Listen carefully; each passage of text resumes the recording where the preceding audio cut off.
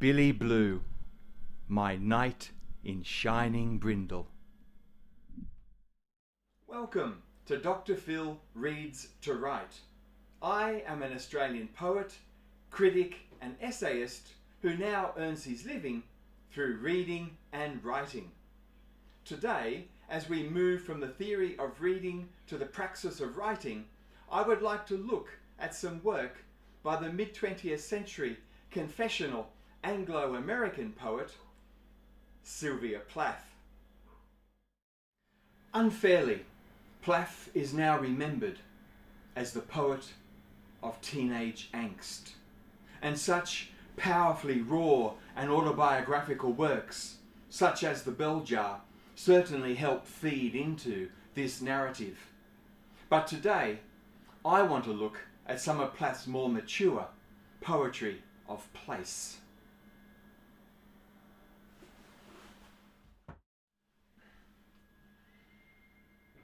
In selecting her subjects or locations for this work, Plath really hones in on those places in the United Kingdom, because most of this poetry is set in the UK, that are for her rich in personal association and literary allusion, especially to such favourite authors as the Bronte sisters.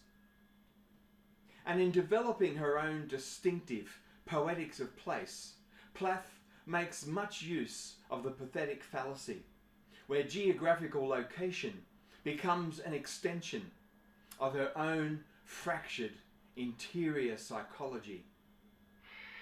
So perhaps here is one of the best examples of this kind of poem, Wuthering Heights by Sylvia Plath. The horizons ring me like faggots, tilted and disparate, and always unstable. Touched by a match, they might warm me, and their fine lines singe the air to orange, before the distances they pin evaporate, weighting the pale sky with a soldier colour, but they only dissolve and dissolve, like a series of promises, as I step forward. There is no life higher than the grass tops or the hearts of sheep, and the wind pours by like destiny, bending everything in one direction. I can feel it trying to funnel my heat away. If I pay the roots of the heather too close attention, they will invite me to whiten my bones among them. The sheep know where they are, browsing in their dirty wool clouds, grey as the weather. The black slots of their pupils take me in. It's like being mailed into space, a thin, silly message. They stand about in grandmotherly disguise, all wigs, curls, and yellow teeth, and hard, marbly bars. I come to wheel ruts and water limpid as the solitudes that flee through my fingers. Hollow doorsteps go from grass to grass. Lintel and sill have unhinged themselves. Of people, the air only remembers a few odd syllables. It rehearses them moaningly. Black stone, black stone. The sky leans on me, the one upright amongst all horizontals. The grass is beating its head distractedly. It is too delicate for a life in such company. Darkness terrifies it. Now in valleys, narrow and black as purses, the house lights gleam like small change.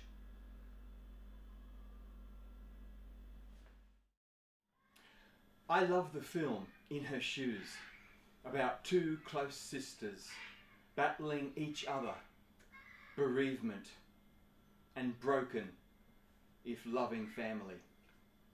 This is such a beautiful film about reconciliation and second chances. I love it.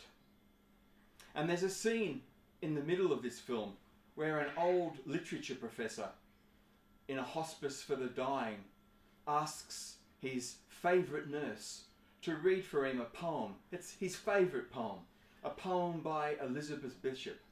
And he wants to hear this poem one more time before he passes.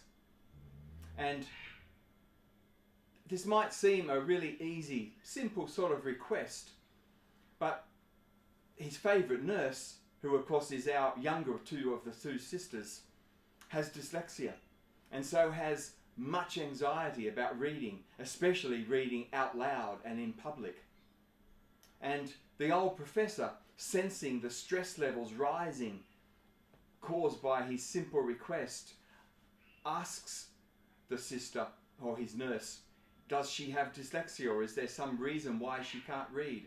And of course, hesitantly and with much embarrassment, she confesses to the poet, or to the old literature professor, and they have this talk about reading and books, and it all sums up in this wonderful moment where the old professor looks at her and says, "Come on, it's poetry. It's meant to be slow." And I just love that moment in this movie. It's probably my favourite moment in the whole movie, which is one of my favourite movies of all time. And the professor just captures for me everything that I most love, most admire about poetry. And if poetry is meant to be read slowly, imagine how slowly it's meant to be written. And this is what we have in this poem by Sylvia Plath. Wuthering Heights is such a majestic piece of art. The architecture that's built into the poem from the very start is so sophisticated. There's so much going on all at the one time, and Plath is able to hold so many stresses and juxtapositions in place, particularly with regards to form and feeling. It's a majestic poem as it works its way into your interior headspace as a reader. And I love that. This is no Insta poetry. This is not a poetry that's been, written off with a heightened sense of emotion in a half an afternoon. This is something that Plath has struggled with. You can hear, you can see, feel the editing, the wrestle of the poet with this work that they want to achieve and what they want it to become. And that's what I really love about Wuthering Heights. It's an amazing poem. For me, it's probably, any day of the week, it would be one of my top 20 favourite poems of all time. Wuthering Heights is an incredible piece of work. The other thing I love about Wuthering Heights is the simplicity of the title. In terms of going from reading to writing, one of the things we can learn from Sylvia Plath again is, the title really doesn't, in some senses, do very much. It's simply a statement. This is a poem. Obviously, it's an allusion to the Emily Bronte novel, Wuthering Heights. So it straight away, therefore, gives a sense of location, up in the heaths, up in Yorkshire. There's so much going on there, but in many ways, it's such a simple title. There's not really that much doing. And that's another thing I think with a lot of young poets particularly maybe make a mistake of with their poetry, that they try and come up with titles that are often too obscure, too obtuse, and they put readers off rather than drawing them into the poem. And this is a title, that is very simple, but I think as a welcome mat, it really brings you and eases you into the poem. And it's a poem which, as we've seen, has some pretty stressful, fragmented, fractured interior states that it's dealing with.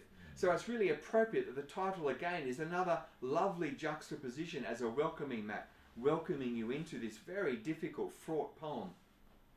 And that's something that Sylvia Plath does a lot. There are other poems of place that work in the same way as Wuthering Heights.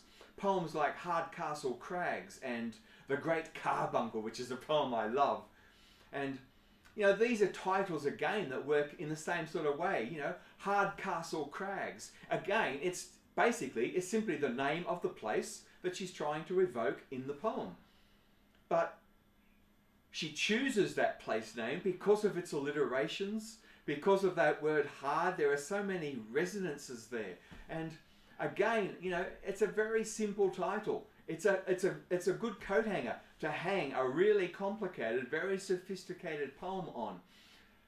Likewise with The Great Carbuncle. You know, it's a great sense of drama. You know, what is The Great Carbuncle? The use of the word great is interesting. So there's maybe even more drama in this particular title. But in a sense, it also simply tells you, in a sense, what the poem is about. It's this really effective welcoming mat that brings you into a poem that, I guess because it's by Sylvia Plath, you know there's going to be a lot going on in this poem. You know, this is not going to be a simple poem about journey to discover the Great Carbuncle. There's going to be a lot going on here. And Hardcastle, Crags is the same sort of thing.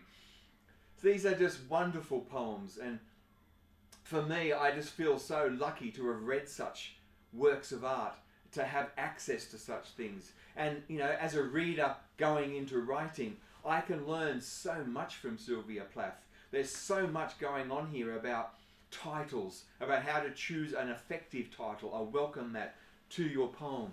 There's so much here about building that sophisticated architecture into a poem, so that, you know, you can balance, hold in stress, or hold in balance so many stresses and juxtapositions, and you know, so that, you know, yes, a poem can mean something to a reader on the first reading, I hope. You know, there is that narrative drive to these poems by Plath, but also there is so much going on there built into the poem from the very beginning that a reader is always rewarded with every time they come back to the poem.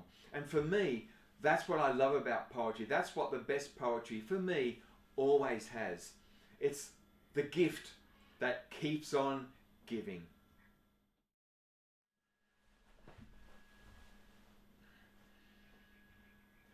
Thanks for tuning in to the first episode of my brand new booktube channel. I feel pretty good at the moment. I intend to post a new episode every Friday morning, Australian Eastern Standard Time. So I hope you come along with me for my adventures with books. Hope to see you on another dragon sometime in the future. Bye for now.